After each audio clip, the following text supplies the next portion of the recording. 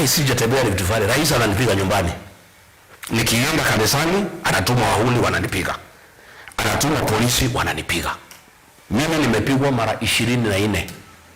Sasa kama ananipiga nyumbani na nikija kwa college, mimi nataka niulize swali. Mingi ni ananipiga nyumbani na mimi nauliza, siku William Ruto amekosana na Uhuru Kenyatta, alikuja Mlimani for 5 years.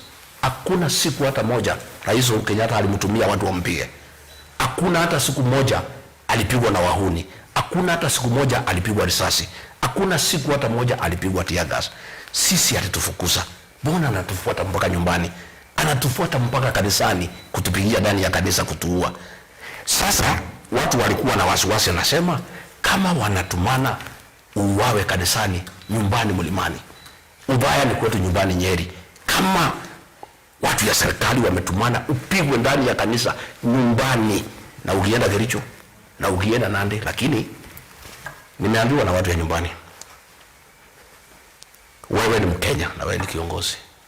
Hawa Kalenjin walikupigia kura, hawaja kukosea. Tembea, waende watembelee.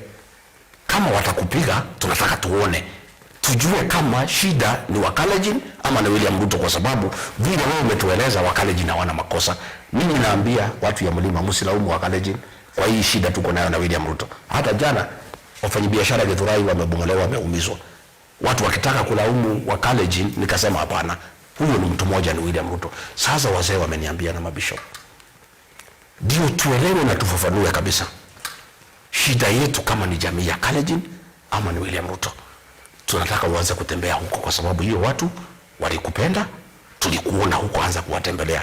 Sasa siku ya Jumatatu nitaenda Kisii, naenda kusaidiana hapo na Dr. Fred Matiang'i. Tumeenda huko mambo ya one town, tunaenda kunyorosha maneno huko na tuelewane na jamii ya Kisii.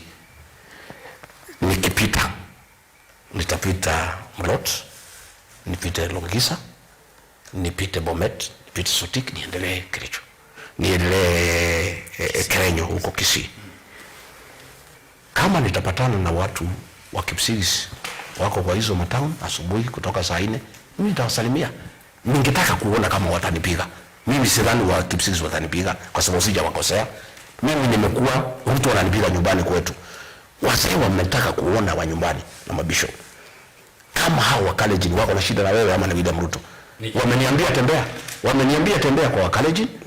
Wakikupiga ni sawa, wakikuua tutazika wewe nyumbani. So nikuelewe vizuri mheshimiwa, so mikutano yako ambayo umepanga kwenda eneo la Rift Valley, si eti kwamba umepanga kwenda kuzungumza, unaenda kupima kama jamii na watu wa Kalenjin?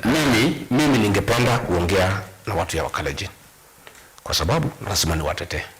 Lakini vile umesema wameniambia, sasa wazee wamenipatia encouragement. Mimi nitaka kwenda, ninaogopa because hawa